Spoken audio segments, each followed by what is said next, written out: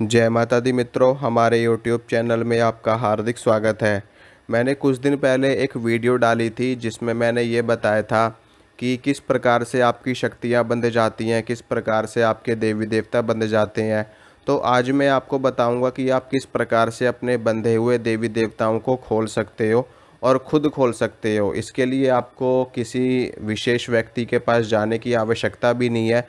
बस आपको खुद ये विधि करनी है, खुद ये क्रिया करनी है। इससे आपके बंधे हुए देवी देवता, अगर आपको ऐसा प्रतीत होता है कि आपके देवी देवता किसी ने बांध दिए हैं, या फिर आपके जो देवी देवता आपके शरीर पे आते हैं वो बोलते ना हो, या फिर उनका कुछ असर आपको देखने को ना मिल रहा हो, आपको पता है कि आपके साथ में शक्ति है पर वो आपको जवाब ना दे रही हो, आपसे बात ना कर रही हो, आपसे खुल करके आपको जानकारी ना दे रही हो, या आपके शीश पे ना खेल रही हो, अगर शीश पे खेल रही है तो बोल ना रही हो, तो ऐसे में आप उनको खोल सकते हो। क्योंकि ऐसा बंधन के कारण होता है। और एक दूसरा कारण ये भी होता है कि आपकी साधना का, आपकी ऊर्जा का कम होना।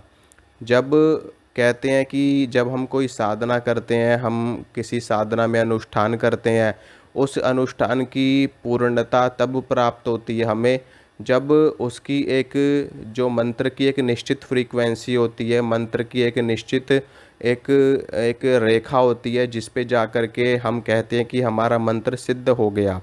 अगर उस रेखा तक, उस फ्रीक्वेंसी तक आप जप नहीं करते तो भी आपको मंत्र का फल नहीं मिलता। इसी प्रकार से किसी देवी या किसी देवता की शक्ति जब उस लेवल तक, उस स्तर तक नहीं पहुंच पाती जिस स्तर पर वो देवी देवता आपके सामने प्रत्यक्ष हो जाएं, या वो आपसे बात करने लगें, या वो आपको हर तरह की जानकारी देने लगे, तब भी आपको पूरी जानकारी नहीं प्राप्त होती।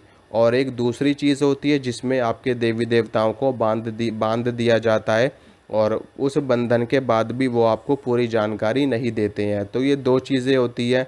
इन दोनों में से अगर आपके देवी देवता किसी ने बांध रखे हैं तो आप मेरी बताई इस विधि के द्वारा उनको खोल सकते हो। और उसके बाद आपको पहले की तरह, जैसे वो आपको जवाब दिया करते थे, जैसे वो आपसे बात किया करते थे, उसी तरीके से सारी चीज़ें होने लगेंगी।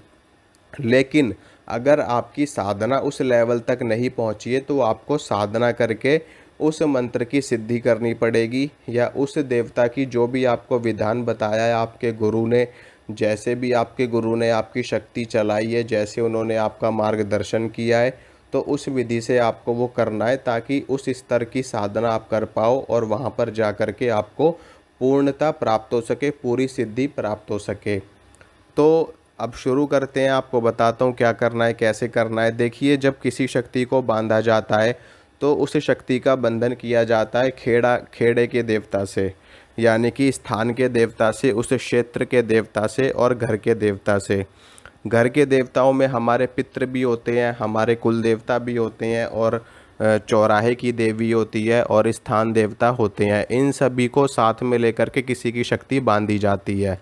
तो मैं आपको एक भोग बताऊंगा। इस भोग को अगर आप नियमित रूप से करोगे तो आपकी शक्तियां खुल जाएंगी, क्योंकि इसमें जिस देवता का भी सहारा लेकर के आपकी शक्ति को बांधा गया होगा, और आपकी शक्तियों को बांधा गया होगा, तो उनको जब भोग प्रसाद उनका मिल जाएगा तो वो अपने बंधन खोल देंगे और आपकी शक्तियां भी आपके पास पुनः लौट आएंगी।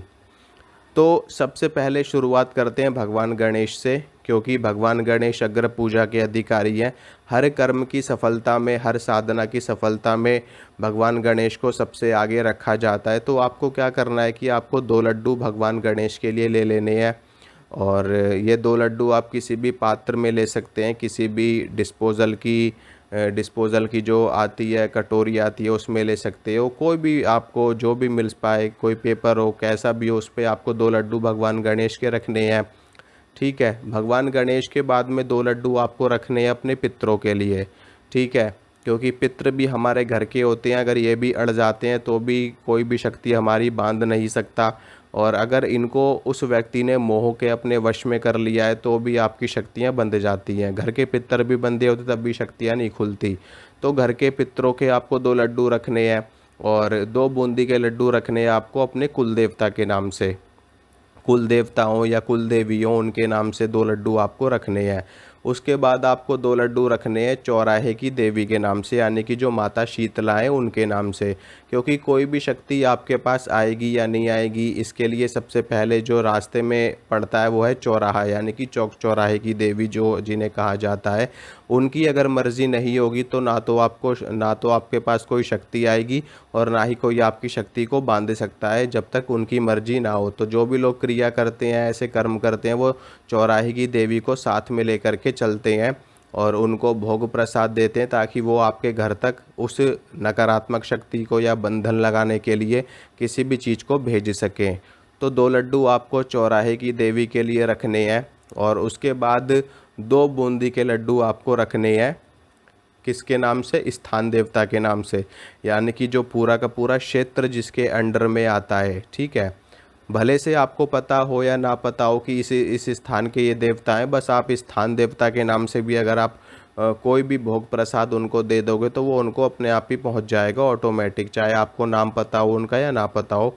वैसे क्षेत्रपाल के देवता इनको कहा जाता है। क्षेत्रपाल के देवताओं में बाबा भैरव भी आते हैं, लेकिन ऐसा कंपलसरी नहीं है कि हर क्षेत्र के देवता भगवान भैरव ही हैं। हर क्षेत्र में अलग अलग देवताओं की मान्यता होती है। जैसे कि गुड़गांव, अगर आप गुड़गांव को देखोगे तो गुड़गांव में माता मसानी, माता शीतला उस क्षेत्र की देवी है।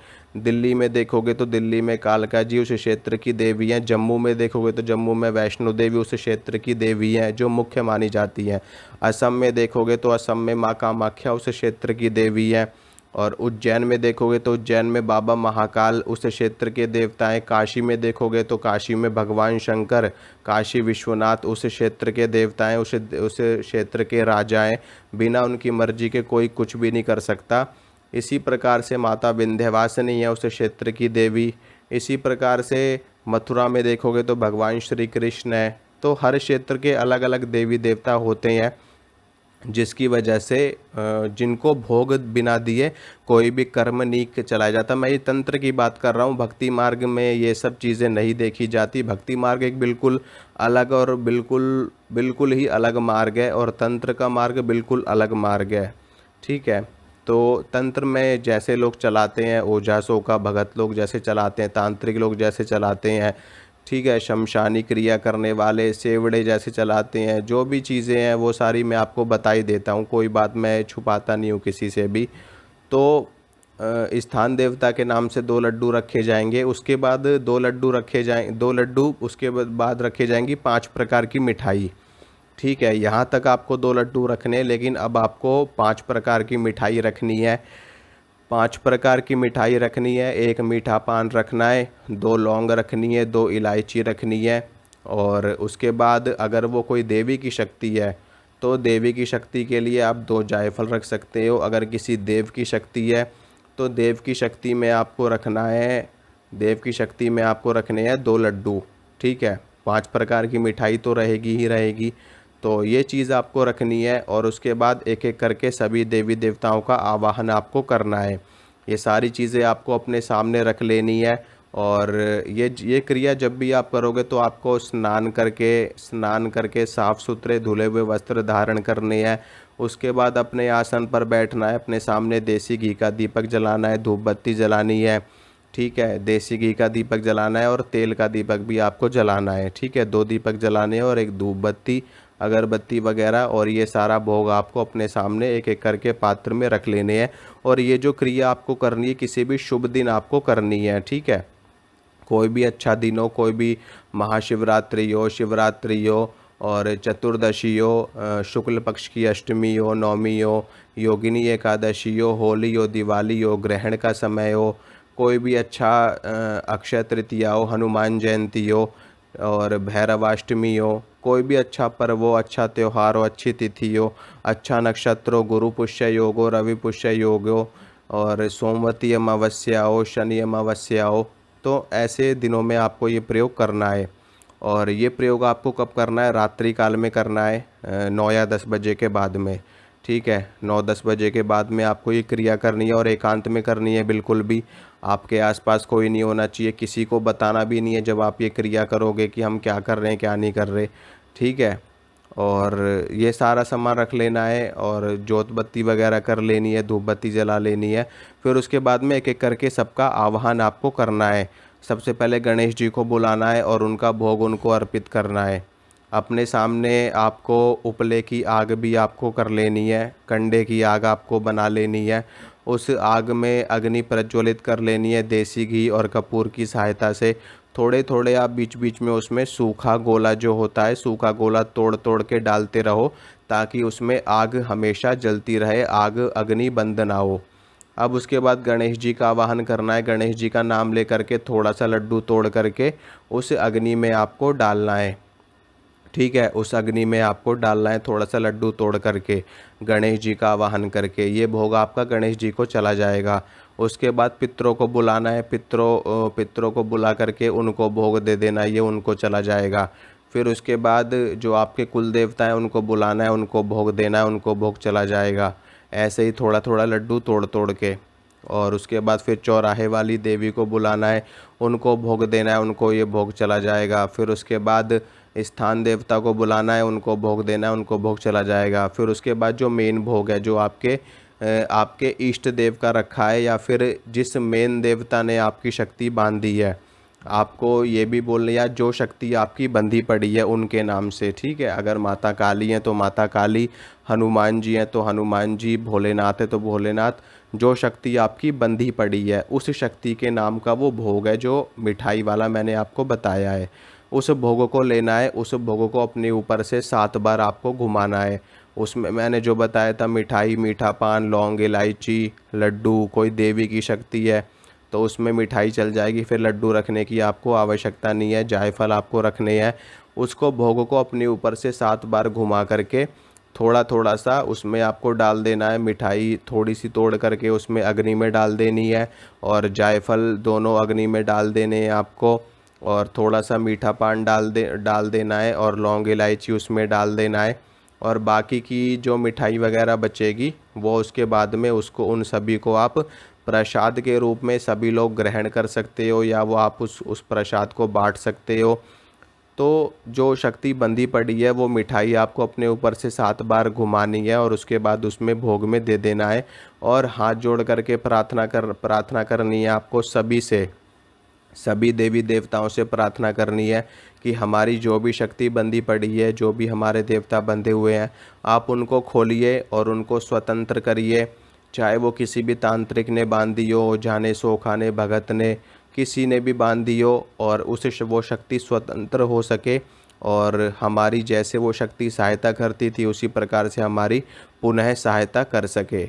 इस तरीके से आपको आवाहन करके, प्रार्थना करके वो सारी चीज़ उसमें कर देनी है।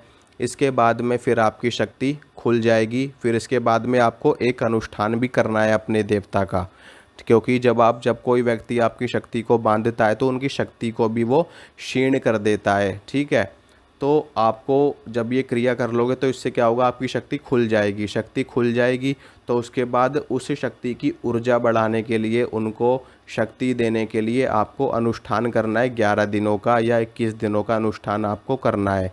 वो अनुष्ठान मैं आपको बाद में बता दूंगा। और या तो फिर अनुष्ठान मैंने पहले भी कई वीडियोस में बता रखे हैं कैसे करना होता है, और साधनाएं भी बता रखी है मैंने सारी कैसे करनी है। और अगर आपको अनुष्ठान चाहिए तो आप फिर मुझे कमेंट करना, फिर मैं एक और वीडियो बना दूंगा इसके ऊपर।